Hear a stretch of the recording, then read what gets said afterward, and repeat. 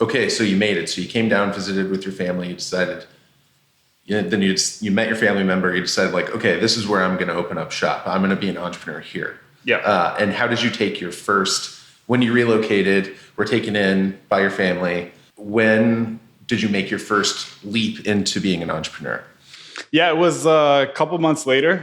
So I moved down in May, and probably by July, acquired the first asset, which is not the type of asset Storyboard would target today. But it was a $13,000 mobile home. I found that through a relationship I made in Highland with a real estate broker there. He was like 80 years old, and I felt like it was someone I could learn from, and he enjoyed my company. So I spent some time with him, and he sold me a mobile home that he owned for probably 30 or 40 years. It was really beaten up, and it was rough. Yeah. So I made all the mistakes there, literally. Did the renovations myself, and I'm not a handyman. Yeah. Moved someone in because they seemed like a nice person. No background check. Yeah. Let the person stop paying rent without starting the eviction process within a reasonable time frame because I was buying excuses. And then when the time came for the eviction to take place, he was arrested. So in court, he was escorted, in his orange jumpsuit and, all that kind of stuff. So I literally every single mistake I could have made, I made there. And then once he was evicted, because he was in prison, he was in jail and he was going to prison. He was going to be gone for a while.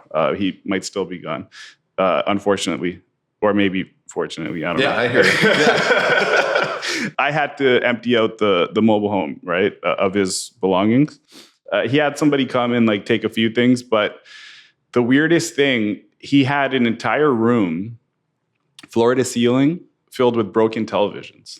Apparently, I don't know if this is a thing or not, but apparently and they were all smashed.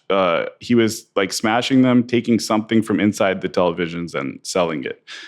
So there was, broken glass and whatever in there. And at the time, for the first few years, I was very focused on not spending, keeping expenses in check with the operations of anything. And this thing was already was already a loser. So I didn't want to spend more to hire somebody to clean it out or whatever. So I cleaned the mobile home out. And I remember just thinking at the time, what the heck am I doing? I'm a big failure. I don't know what I'm doing. I'm in America. Maybe I should go back to Canada and get a job or whatever. So that was just a moment that really stood out to me. And it was only a few months in. Yeah. So what made you what made you stay? What made you dig in deeper and continue pushing and believe in yourself? Was it your parents or the relative you were staying with? Where did you find the source to just keep moving on, the motivation? Yeah, I think so. And we'll get to this in a bit. My parents placed a big bet on me. So I have, and I had that support, in terms of, I know there's people that believe in me, but a lot of what I do and a lot of what propels me forward is I just have an internal drive. I have this desire to take advantage of the opportunities in front of me because there's no guarantee that they're always going to exist. There's no guarantee that future generations of my family will have these opportunities because previous generations didn't. So I just have that. And I'm sure you have it too. And it's hard to describe. I'm going to figure it out. Yeah. No matter what. Yeah. You have to win. Yeah. You just keep going until you win. And you're going to lose sometimes. Yeah. But you don't let it get you down in perpetuity. Maybe take a day, but then get back Sure. up there. Okay, so you had your mobile home, 13 grand, sweat equity. You did everything wrong, and then you started to do things right. What was the next step, and how long did it take after, from the date of your acquisition of the mobile home? So how long until your next acquisition? I had a couple going at the same time. So those were single family fix and flip type of deals. Okay. And by then I met a pretty good contractor that was able to, do the work I couldn't do. So I did 2 single family fix and flip deals. I sold the mobile home as well, by the way, after renting it out again to a resident that was paying rent and things like that.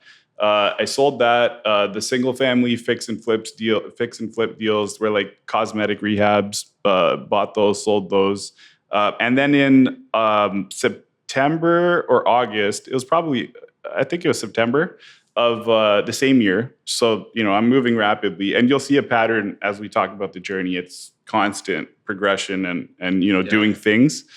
So in September of that year, the same broker in Highland sold me an 8-unit apartment building that he owned there. It was a pretty good deal in terms of the basis and things like that. Rents were super low. Rents were like $400 a unit. There were 2-bedroom, 1-bath apartments. Wow. So it was a pretty good deal. And that's where I started to figure out, and I think we paid... I know I said I wasn't going to share numbers, but I'll share on these ones because they're no longer Storyboard assets. I think we paid like $300,000 for it. Okay, for 8 units. Yeah.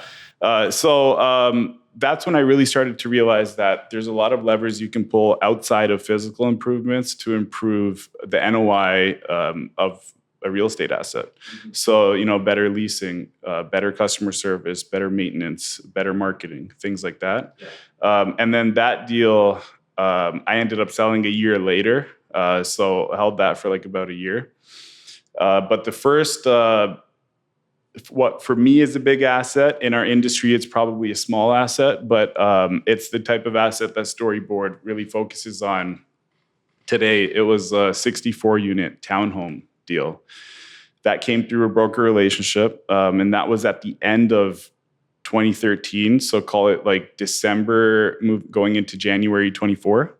I found that in October through the broker relationship, but we didn't close until it was December, January. So that deal was a new construction deal in Mascouda, Illinois. The broker that helped me out with that deal, and I have a great relationship with today. We've done a ton of business together. His name was Paul Murphy. His name is Paul Murphy. Paul's still active. He owns Barbara Murphy Group. They're the largest commercial real estate brokerage in southwestern Illinois. And Paul, if there was a Paul in Toronto, I would not have been able to speak to Toronto Paul. But St. Louis Paul, I was able to talk to almost on a daily basis. And I learned a lot from him. And he was very generous and still is very generous with his time. Yeah. So he brought me that deal, and I needed to figure out how I could buy something like that. Because by that point, I was really leaning towards the smaller stuff doesn't make sense. I'm going to be working, forever to exposing myself to a variety of different risks to try to make what I viewed as, not a great reward on the effort. So the focus was shifting towards apartments. I was able to tap into my parents' home equity line of credit for the equity piece. And that's what I mean when I say they placed a big bet on me. That's the type of bet someone places on you that you're gonna run through walls to make sure that it pays off for them. Mm-hmm. So there were a couple things that allowed that to happen. One, the real estate prices in the Greater Toronto Area or GTA have probably 10, 15x'd over the last 30 years. So even 10 years ago, you're talking like if you bought something for $100,000 in the 90s, it was probably worth $700,000, $800,000 10 years ago, and today it's over $1 million easily. Yeah. It's just been insane for a variety of reasons, which I can get into at another time. Yeah. And then also at that time, which is not the case today, the U.S. and Canadian dollar were trading at par. Okay. So that helped as well. So that was the equity piece on that deal. The debt was challenging because I was an unknown commodity. No local banks really knew anything about me. They didn't understand the vision. So I worked with a debt broker to get the debt from a local bank. Royal Banks, Missouri ended up taking a chance, and it worked out for them. So we were able to do that deal, and it worked out. Yeah. It worked out very well.